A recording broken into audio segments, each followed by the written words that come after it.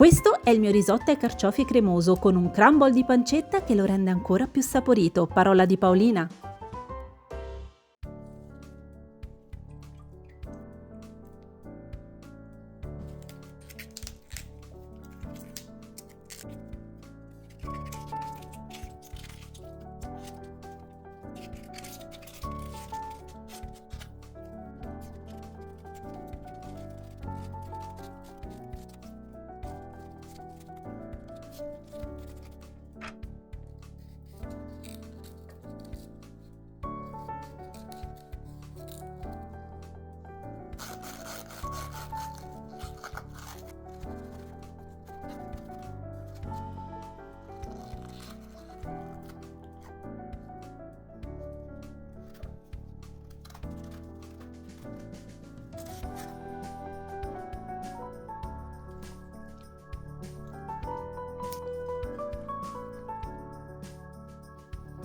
Nel brodo vegetale io aggiungo anche qualche foglia di carciofo. Anche voi fate come me?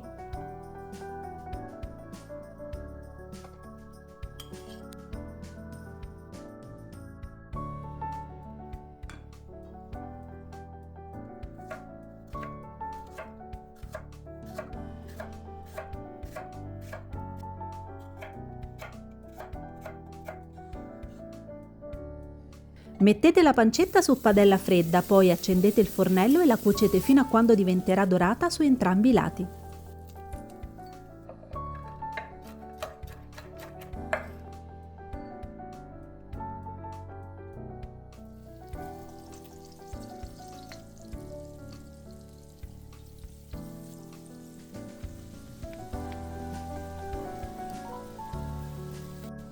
Dopo un paio di minuti a fuoco vivace mettete il sale, un po' di brodo e proseguite la cottura con il coperchio a fuoco basso.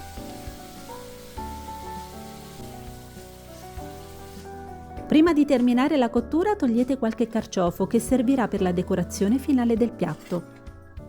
Quando saranno belli morbidi prelevatene una parte da frullare.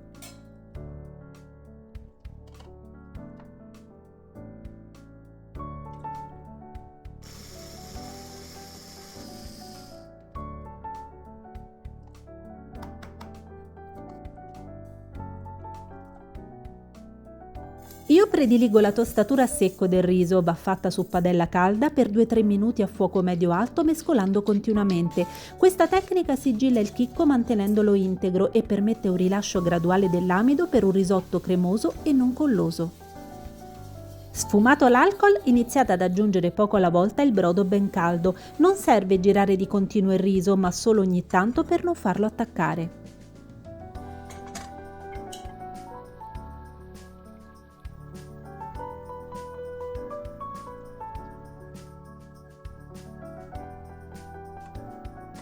A metà cottura unite la crema, poi dopo un paio di minuti anche i carciofi.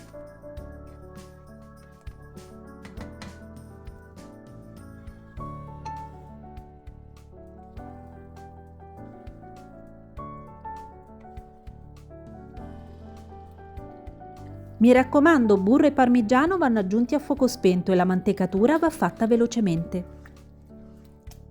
Il nostro risotto è pronto e la consistenza giusta è confermata dall'onda morbida, fluida e cremosa.